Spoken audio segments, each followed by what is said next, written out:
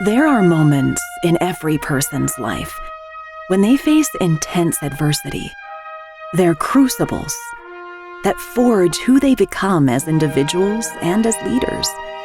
Now more than ever, we need leaders who are called to a higher standard, focused on leaving it better than they found it, and paying it forward to the next generations.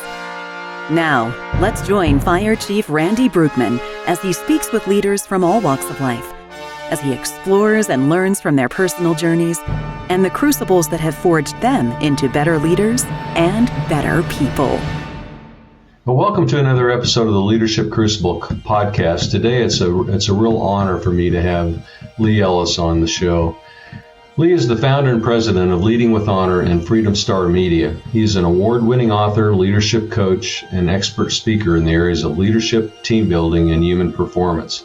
His past clients include Fortune 500 senior executives and C-level leaders in telecommunications, healthcare, military, and other business sectors.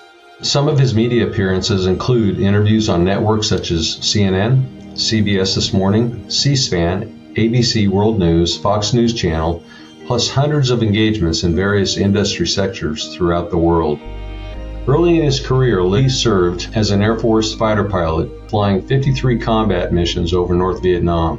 In 1967, he was shot down and held as a POW for more than 5 years in Hanoi and surrounding camps. For his wartime service, he was awarded 2 Silver Stars, the Legion of Merit, the Bronze Star with Valor Device, the Purple Heart, and POW Medal. Lee resumed his Air Force career, serving in leadership roles of increasing responsibility, including command of a flying squadron and leadership development organizations before retiring as a colonel. Lee has a BA in history and an MS in counseling and human development. He is a graduate of the Armed Forces Staff College and the Air War College. He has authored or co-authored 6 books on leadership and career development. Lee's book, entitled Leading with Honor, Leadership Lessons from the Hanoi Hilton, has received multiple awards since its release, including winner in the 2012 International Book Awards in the Business and Management category, and selection on the 2013 U.S. Air Force Chief of Staff reading list. His latest best-selling book is entitled Captured by Love, Inspiring True Romance Stories from Vietnam POWs. Lee and his wife Mary reside in the Atlanta, Georgia area and have 4 grown children and 6 grandchildren. Well, Lee, thanks for being on the Leadership Crucible podcast today. It's really truly an honor to have you on the show. Thank you, Randy. Good to be here. And I like the work you've done. I've been to your website, and you'll have some great stuff there, and it very much parallels what I've been doing. I think we're on a similar track. So, but so first of fire chief and a fighter pilot that are parallel. That's right. I'm going to follow. I'll be your wingman, though.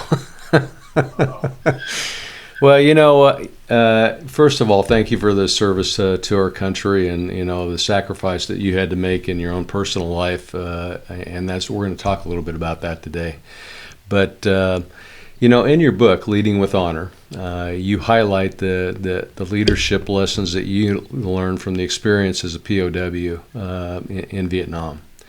And I just wondered if we could start there, and if you could share with the audience the experience that you had and the lessons that you learned from that experience. Yeah, I just turned 24 years old when I was shot down and captured. And as it turned out, I was about the youngest guy because the bombing, that was November 1967. I was flying my 53rd combat mission over North Vietnam. I had other missions over South Vietnam doing close air support for the Army and the Marine Corps, and some missions into Laos, interdiction, bombing the trucks and so on, blowing up the bridges there to keep them from hauling stuff down. But mostly it was over North Vietnam, and that day I was captured almost immediately after I parachuted out. My airplane had blown up, and it took 2 weeks to get to Hanoi, and then was put in a 6.5 by 7 foot cell. Now 6.5 feet by 7 feet is about like the size of a bathroom in an old gas station 20 to 30 years ago. So, and there was me and 3 other guys in there for the next 8 months. So the realities of what we had to live with. And of course, the enemy started to bring us in and torture us and wanting us either to give them some kind of information, which we really had none. But what they really wanted was propaganda. They wanted us to make statements against the war so they could send those back to the U.S. and say, well, see, here are the military guys over there, the fighter pilots, they are against the war. You should end the war. Well, of course, we had a code of conduct, 6 articles that basically said you'll be faithful to your country, you won't collaborate with the enemy, you'll be faithful to your teammates. And so we really were committed to that. And we'd gone through some training about that, and we were going to stay. But what really helped over the years was we had great leadership. And we stayed in a military community. Now, in the Korean War, they didn't do that, and that's why they wrote the Code of Conduct. Mm-hmm. But we stayed it was very important when you moved into a cell, within the first 30 minutes, you decided who is the senior ranking person. And we went by data rank, and whoever, whether it was Navy, Army, Air Force, Marine Corps, whoever was the senior rank at that level was the senior ranking officer to run the show. But the very senior leaders that we had there were also in charge of the whole camp or the whole building or whatever. And their leadership was so wonderful and powerful. You know, leaders can be pretty confident and even to the point of being a little arrogant sometimes. Our leaders got tortured the most, and they got humbled. And what they did was they were very vulnerable. They told us about their torture, about what they've been through, and how they had eventually given in because you couldn't totally resist. You had to finally give something because they would torture you almost to death, but they wouldn't let you die. And the human body and mind, can only go so far. Yeah. So we would give them something, but not what they wanted. But these leaders were experienced. They're all born in the 1920s. And so they were senior officers there, lieutenant colonels or commander in the Navy. And they just did such a great job. And I thought, I had been a leadership consultant for 12, 15 years in corporate world when I wrote that book. And I saw plenty of stories where those same lessons would apply. And that's what I tried to do, is to put some stories in the chapter, for a story or two from the POW camp that illustrated that lesson. And then, okay, now here's how that lesson's actually being applied with one of my clients today. And at the end of the chapter, I put a couple of coaching questions. So that's how it all came together. Well, it's a fascinating book. I'm about 3/4 the way through it, and I've went back and I've read a couple of the chapters over again just to really gain a perspective on the experience that you had and your fellow POW personnel had, because I think most of our population today just doesn't realize what you folks went through, and to come out the other side of that and do what you're doing today and have done, impacting the lives of other people from a leadership perspective is it's pretty astounding. And I'm really thankful that you are sharing and that you've done that, and you're continuing to do that. One of the most important things that happened to us as POWs, we were there so long. And because of the pressure put on them by the women, mainly the POW-MI wives and our families, and the support they had from people like Ross Perot, the pressure put on them, not only in the United States, it changed the U.S. policy of keep quiet for the families to go public. Mm-hmm. And then they went around the world putting pressure on the communists and the neutral countries to put pressure on the communists about our treatment, because they had signed the Geneva Conventions of the earlier, many years earlier. They had signed that, saying that they would treat people lenient and humanely and allow them to send letters home, and they would identify who was a POW and who wasn't. And they weren't doing any of that. So they got them to stop the torture in the fall of 1969 when their founder, leader of the communist North Vietnam died, Ho Chi Minh, and the new leaders decided that they didn't like the bad propaganda they were getting, the bad pressure, not propaganda, it was truth, around the world. And so they stopped the torture. And that gave us 3 years to get healthy before we came home. And what happened in those 3 years was we became more authentic, that we believed in ourselves, but we were not perfect. You can't pretend you're perfect when you're locked up with somebody 24 hours a day, 7 days a week for several years. Everything, the good and the bad and the ugly is going to come out, and you're going to have to live with it and own it and work on it. And so we really work to make ourselves healthier and more aware of our own shortcomings and struggles and weaknesses, and to grow in those areas. And that really helped us come home that way. And I think that is true for anyone who wants to be a leader. You've got to believe in yourself, but you got to be both confident and humble. That's a secure leader. All the great leaders I've known are both very confident, but very humble. When they mess up, they say, hey, guys, I messed up. I'm sorry. Well, let's do that one again. Or they come to you and say, you know what? You probably know more about this than I do. What do you think we ought to do? And I would never be successful if it wasn't for the people around me. I tell people, you guys made me look good. Yep. Well, that's what smart leaders do, is they surround themselves with people that are more talented and smarter than they are.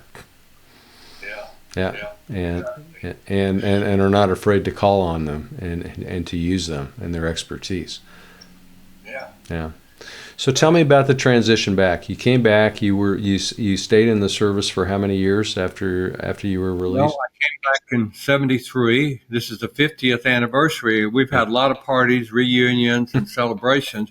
The 50th anniversary of the U.S. involvement in the war and everybody coming home, but especially of the release of the POWs. We released in February, March of 1973. I came home and took some time to be with my family. I was single. And spent time with my family. Took some vacations. I'd work at home on the farm for 3 or 4 days to be with my parents and help them remodel I saved that my money had been invested, and I wasn't making any of the money, all my salary and everything. So I spent some money and helped them redecorate, build their home there. And then I'd go party some with people, travel a little bit for 3 or 4 days. But the Air Force said, you ready to go back to work? And I said, yeah, I'll be ready to go back in June or July. And so they said, well, you want to go back to flying? And I said, absolutely. That's what I want to do. So I went to San Antonio and applied for flying. And then I became an instructor pilot right away. I went through instructor pilot school, and that worked out really well. And had a great flying career. I ended up being commander of the squadron that trained all the instructor pilots for the T-38. That's the little supersonic jet trainer that we started using in the early 60s and still are. But all of that went well. And then I went to War College and became a leader in more of the leadership schools. And that really got me interested in leadership and human behavior. I'd always had an interest in human behavior. So I retired in 1990 after 25 years total in the Air Force. And I was a colonel. And some of my friends who were older than me said, Lee, you had a great career. You would have been general. Why are you getting out? And I said, well, I know where I'm supposed to be, and I'm doing what I'm supposed to do. And it worked out just right. And I built a career assessment program for a not-for-profit organization. And then it was for teenagers. But then we turned around and people said, well, what about my husband? What about our son-in-law? He doesn't like his job. Can you help him? So we built a career assessment program. So what that did was it really brought me very deep into human behavior. And we built assessments. And then after all that was done, I told my boss, I said, hey, we need to start a leadership consulting and training company because everybody's wanting to hire better and manage better. And so we did, and I've owned my own leadership consulting company now for 26 years. So, wow! And worked at Fortune 200 levels with CEOs and leadership teams, all the way down to small businesses and one owner type things, and it's all been good and been fun. Well, that's been great. I mean, you had quite the impact, on not only your profession but the professions of many others, and so pretty impressive. We've talked a little bit about the importance of integrity in the past, and in respect to courage and conviction. And can you elaborate a little bit on the importance of that? I could talk for 7 days on that. I was looking around. I have a folder here. You know, it's always got to be character first. That's the foundation. Every model we've ever built, I have visual models for my books usually, but character's got to be at the bottom, because if you don't have character, people are going to see it pretty quickly, and they're going to stop trusting you, and their commitment to you and what you're trying to do is going to erode it, and they're probably going to leave or just undermine you. And to be the person you want to be, you have to be a person of character. But I'll tell you, that is not easy. You cannot be a person of high integrity unless you have courage, because every human being has areas where they have doubts and fears, and they don't want to look bad, or they want to do this, they want to do that. And you get off course. You've got to coach yourself to come back on and catch yourself quickly and come back on course with your character. So we developed a character model about 8 or 9 years ago, and now the only thing we've changed on it was we put courage in the middle of the circle. And I'll tell you, there's 7 items on there. Courage is in the middle, and there's 6 around the outside. And they're very simple, but very hard to do. You've got to coach yourself. And it's also good to have friends that you trust and know well, that you can sit down and say, I'm thinking about doing this. Do you think is that okay? Does that meet the character test? Because sometimes when something personal is threatening you, you just want to go fix it and get it right, but it may not meet the character test. So I have people that I go to and talk to, and friends and mentors, and say, here's what I'm thinking. Does that sound ethical? Because I have friends that are really good, wonderful people, but they have done some things that are unethical because they're not looking at the whole piece of information. Yeah. And sometimes they don't want to hear it. Yeah. Well, that's true. And then the next thing is results and relationships. You got to get a task. You got to get the task done. You got to get results. You got to accomplish the mission, but you also have to take care of the people, because they're the one doing the work. And without taking care of the people, they're not going to perform as well. If you don't believe in them, it's so important to let them know you believe in them. Even though you may have to correct them at times, you still believe in them, because nobody's perfect. So being able to coach them or encourage them and let them know you believe in them, I'll tell you, it's very, very powerful. They're going to be loyal to you. They're going to work harder, perform better when they think you care about them. And so mission and people, results, relationship. But here's the problem. 40% of the population is naturally wired for results, task focus. And 40% of the population is naturally more wired for relationships and social things. So, and 20% have some of both. Now, I've been blessed to be part of the 20%, but I've coached a lot. The higher you go in leadership, the more likely the person is mission task focused, because that's what gets rewarded. But the great leaders are the ones that are aware of that, and they coach themselves. They sit down and think about it. I needed to go down the hall and tell so-and-so he's done a good job. That was a good report you did. Thank you. And coach themselves to go do that, because when you connect with that other person's heart like that, by letting them know you believe in them, they're just going to work harder and do better. And if you don't do it, you're the boss, but it's a whole different thing. Yeah. Yeah. Have you found that, one of the things that I found in the fire service, you would see people going out and doing courageous acts almost on a daily basis, but they would come back into the fire station, and if they had a personnel issue, they couldn't confront it. So they didn't have the courage enough to have those courageous conversations. And have you found that to be true in some of the folks that you've worked with? Yes, to be honest, even tough people, sometimes it's uncomfortable for them to go sit down with someone and have a conversation about things not going right. Mm-hmm. And it's pretty easy for me to be critical sometimes, and be direct with people and say it like it is. But at the same time, sometimes I find myself putting off confronting somebody. And so what I do is I coach myself to sit down and think about it, okay, reflect on it, think about what's good, what's not working, what's disappointing, or where they're not meeting the standards and being accountable, and come up with a way to go explain that to them. And Mm-hmm. what I usually start out with is asking them questions. Well, you told me you were going to have this done by Friday, but it didn't happen. So let's talk about that. I was depending on that. Why didn't you come tell me? What happened in that situation? And a lot of times they'll say, yeah, I messed up and da, da, da, da, da. Okay. Well, sometimes they won't. Sometimes you get a person who doesn't. I had to fire a guy who was a friend of mine one time in the Air Force. He was a flight commander, but he was running the show for 8 really strong fighter pilot type instructors. And you had to be very direct with those kind of people. With me, I'm one of, I like it. Just get in my face and tell me if you don't like it. Okay. Well, he was not that kind of person, and he could not adapt. And this is the thing you have to do. You have to learn to adapt.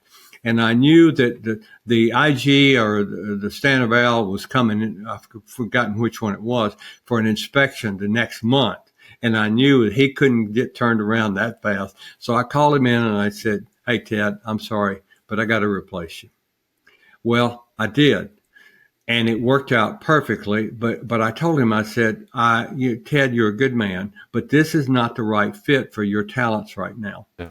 And so I made him a staff officer, and he did a great job. He did several reports for me, did research and reports, and did a fantastic job. Yeah. I've had that same thing happen to me several times, where I've just had to call somebody in and go, this is just not working out for us. Yeah. But I think you'd be better over in this position. And every time that has occurred, they would come back, 2 to 3 months later and say, thank you. I'm much happier now. I'm much more productive. I found my niche. Because some people get promoted, and sometimes they're in positions that they just don't fit. It's just not a good alignment with their skill set. I had another similar situation. I had a VP of a large power company tell me that she was concerned about one of her employees. He was a guy, and she said, he just doesn't get it done. He just doesn't get it done. But I knew his profile. We had used assessments, and I knew his profile. He was very outgoing. And I said, well, here's the deal. Why don't you do this? Meet with him once a week and just for 2 or 3 minutes and say, okay, and say, what are you going to have done this by next week? And he's going to tell you, I'm going to do this and this. Okay, good. We'll meet again. And just talk to him and be his friend for a couple of minutes. And then every week meet with him, and he will perform better. But here's the deal. He is not going to stay in his office all day long working on paperwork. That's just not going to happen. He's going to go down the hall and talk to people. So look for areas where he can be engaged with others more, rather than just working by himself in his office, because that will not be his strength. Yeah. He will disappoint you, Yeah. When you can align their skill set with, what your mission is, that's a home run. That's right. Yeah. It is. So, there's a lot going on in our world and in our country today, and especially from a leadership perspective. And just wanted to kind of get your take on, what you're seeing and what with our current state of leadership. I think the biggest problem, in fact, when I wrote the next book after the one we talked about earlier, Engage with Honor, Building a Culture of Courageous Accountability, people kept saying, hey, we need something on accountability. People aren't being accountable. This was 10 years ago, And so as I researched and did it, I realized that so much about accountability has to start with the leader, where they clarify really what's expected and how it's going to be done at the gross level, not necessarily in the detail, and what's expected. And then they may have to coach that person some and engage with them some to make that happen. But ultimately, in our culture today, the younger people especially, when younger people are so bright and they can really do such great work, but they have not always had responsibility. And when you haven't had responsibility, then you haven't had ownership and accountability. So explaining to them and being really clear and helping them understand what is responsibility and what does it look like, share with your own experience of learning to be responsible, and then help them understand accountability, that you are going to hold them accountable for that. That's expected because we're depending on it. And you can't just, if you feel like you can't get it done, come and tell me. Go to your peers and get help from them. Talk to them and see what they would say. So you got to take that ownership. And the other thing I think is very important is clarifying the boundaries. What's okay and what's not okay. Now, driving down the interstate or even the 4-lane highways here in North Georgia or anywhere in around Atlanta, and this is true a lot of other places, the speed limit could be 65 and most people are driving 75, and there's a 15% that are driving above 80 miles an hour and weaving in and out. That is not accountability. They're not obeying the boundaries. So let people understand, clarify your culture. This is okay. This is not okay. You got it? And now I'm depending on you to come up with solutions that operate within those boundaries. And I think it kind of goes back to some of the training and teaching of the 90s with Jim, what's his name, With Jim Collins? Yes, Jim Collins. I love his model of there's an old, I forgot the word, but, on one side are the things that don't change. This is your culture, your values, those kind of things, they don't change. On the other side, you reinvent. You have to change and adapt. I think that's so powerful. Yeah. Well, I think one of the things that, and I've led 5 different organizations, and one of the things that I think I failed to do adequately in each one of them is really focus on building the culture of the organization and really focusing on creating that DNA that was needed in each one of those. And so often as managers and leaders, we go about our day-to-day business and we're focused on the immediacy of the task that we have. And we forget about the long-term development of creating that cultural foundation that will actually make that organization, whatever it is, whatever profession you're in, viable and sustainable in the future. A leader has to do the picture in picture. Remember when picture in picture came out? You can be the picture here and you got a little bit over here, and it's similar now, but even more. I was seeing 4 football games at the same screen the other night. So, but picture in picture is that you bring this one up and look at it and examine it and reflect on it. One of the Mark Devine, who's a Navy SEAL, who wrote the book, The Way of the SEALs, which is a great book. He talks about you got to use your intuition, and you got to sit down and reflect and think about what's the big picture here. How's our values? Are we really staying loyal to that? And then you switch pictures and go into the details of the day-to-day stuff. And you, as a leader, you got to reflect and go back and forth. You got to spend time reflecting. I'm a visual person, so I use a whiteboard to write stuff down and draw it out, and it helps me think it through. Yeah. So, as we're looking at the next generation of leaders that are coming up, what challenges do you see as you're going out and talking with different C-suite executives and going into organizations? What challenges are emerging for professions today that next generation of leadership is going to have to address? I think that the biggest challenge is going to be the culture and accountability. I think people can learn quickly a lot of different things, but I think the foundation part of them knowing what's okay and what's not okay as far as the culture. We do this, we don't do that.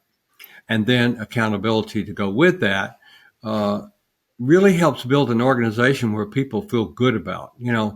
A lot of my clients are led by good leaders. The reality is most of the people who bring me in as a consultant, a speaker, a trainer, a coach, they are good organizations. They know that they need help to grow. They want to grow.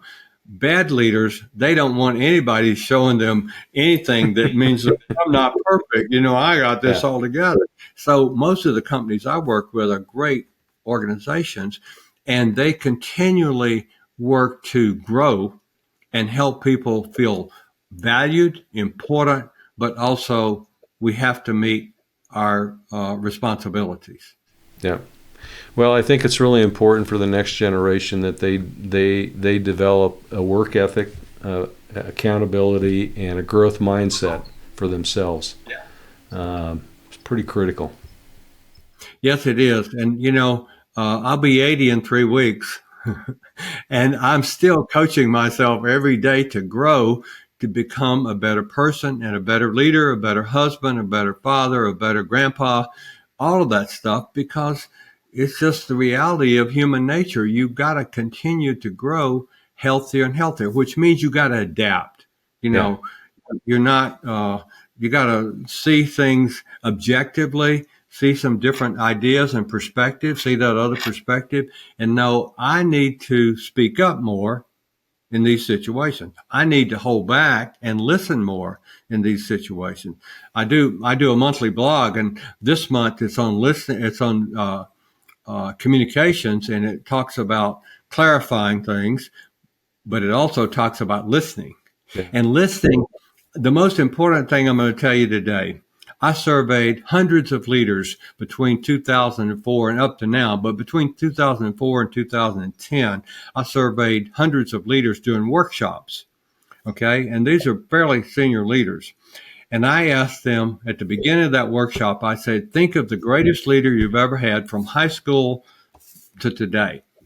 And tell us what was the one attribute of that leader that stands out. And by far, the number one was they listened to me. Yeah. Yep. It's so important. And then to listen to somebody, you got to take your perspective on it and put it on the table, get up and go sit on their side of the table and listen and try to see it, what they're telling you. Okay. When you do that, you may not totally agree with it ultimately, but if you've just pushed yours aside and listened to theirs, then you may be able to come back over here and put on yours and explain to them there's some things they didn't see. Or you say, you got a good idea. My perspective didn't see that. Yeah. But that's powerful listening. Yeah. No, I mean, I think the best lessons that I finally learned as a young officer was that, you would go into meetings and you think if you talk the most, you're gonna have the most influence, and the opposite was true.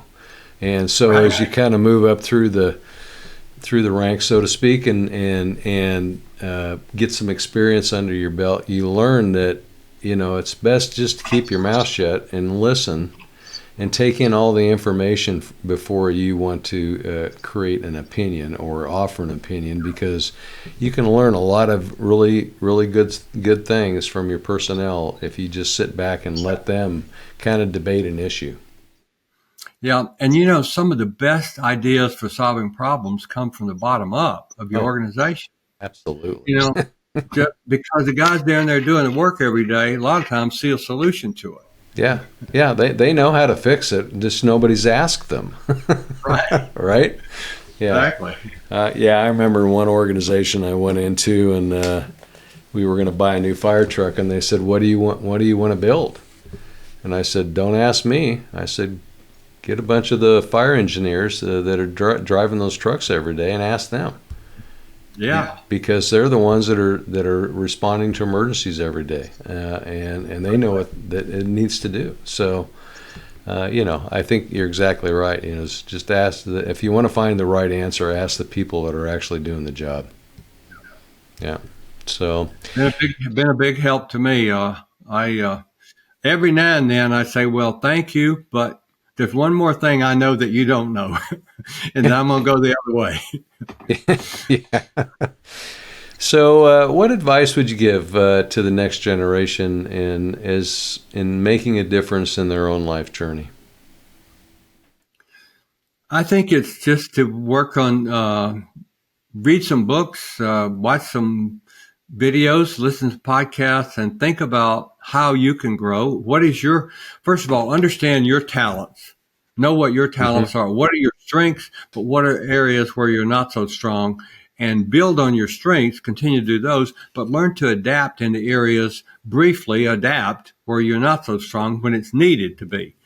So if you're a good speaker and you have good ideas and you're good at expressing them, that's good. But like you just said, you got to learn to ask people what they think and actually really listen. Or if you're a quiet person, I have learned that some of the quiet people have some of the best ideas in my staff meetings. So I'll just turn to them and say, well, what do you think on this? Yeah. And we hear some great ideas. So anyway, learning to coach yourself, adapt, and just continue to learn and be humble and be very confident. Believe in yourself. If you don't believe in yourself, you're going to be insecure and you're going to mess up right and left. I promise you. So accept the fact that nobody's perfect, but believe in yourself and grow your talents and grow your ethics even. Make that grow day by day, week by week, and you're going to be a stronger person. And it's amazing how much you can grow. Look to your mentors, the people that you respect. Notice how the things they do that you respect and you want to do, okay, that really works. And then notice the things that in anybody, you're going to see some things that, probably not. Probably not. And put that over here on this pile and put all the good things over here. And you work on these and try not to do these. I promise you that's the best way to grow. Yeah, no, I totally agree. I mean, I think one of the best pieces of advice I got was from a captain when I first got on the job. And he said, you look around, you're going to work for a lot of different people. And he said, you're going to work for some really great leaders and you're going to work for some really poor leaders. And there's lessons in both. Exactly. Right? That's one of the most simplest. I was on a panel with a general speaking to college ROTC cadets, and there were a couple thousand people in the room. And I was on this panel, this retired one-star general, and he said exactly that. He said, I keep a list of all the good things that my leaders have done I want to do, and I keep a list over here of the things I don't want to do. And that's just, there's no better way to grow. I've done it mentally over the years. Yeah, no, it's a foundational piece, I think, to becoming a good leader, because if you learn from example, you know what works and you know what doesn't work, and if you can engage that into yourself, it's very, very helpful. One other thing I would tell you, I found out after being in the Air Force as a pilot, we brief before we go fly. The whole flight, we're going to brief it, okay? When we come back in, we go in the room and debrief it. And we talk about what went well, but also what needs to be better next time. Every flight we had on, whether you're a 4-star general or a first lieutenant, you got to own it if you mess it up in that debrief, okay? And having the ability to kind of, let's talk about this and what worked well and what could I have done better with myself after a meeting, for instance, or after a podcast, and with your team, what did we do on that project? What went well and what didn't go well? And I've been amazed to get engaged with a group of people to share that of what went well and what didn't go well. And they talked about that with another group from their company. In other words, this division and this division shared. We should have come and talked to you guys that time. We didn't. We should have brought you into this. Even though they're the same company, there were two different divisions, and they saw that and they learned from that. Yeah, no, we do the same thing in the fire service, but we also, I actually brought that into the office when I promoted up, and we would go to a council meeting, do a presentation, and it didn't end well to city council, and just like we do on the fire ground, and like you do in the military, you debrief. So we would come back together, and any profession can do this. What went right? What went wrong? And why weren't we successful? And learn from that, so that if we have to go out and do it again, which we will, we can do it better and hopefully have more success in the mission that we were trying to accomplish. And that means to do that, as a leader, you got to be both confident and humble. When you're humble, you can be vulnerable and say, guys, that was my idea and it wasn't a good one. Yeah, that didn't work out well. I should have listened to you more. Yeah. See, a humble person can do that. And people really respect that too. Yeah, no, and I think you learn a lot, when you can be vulnerable like that. Yes, exactly. Yeah. So, Lee, any final thoughts today? I think just to kind of go back and review that, continue learning. Be both confident and humble. Continue to learn. Continue to grow. And look at those leaders you've always admired, and what was the good about them that you probably ought to do, and what was the bad ones you don't want to do that. I think that's about as simple as you can make it, and it'll last you a lifetime. Yeah, I agree. Well, Lee, thanks so much for being on the Leadership Crucible podcast today. It's an honor to have you on the show, and it's an honor to get to know you. So thank you so much. Thank you. Good break being with you. Yeah, thank you. Thanks for listening to the Leadership Crucible podcast. If you have a story of adversity you'd like to share, we'd love to hear it. Join us next time as we continue to explore how to live lives of success and significance.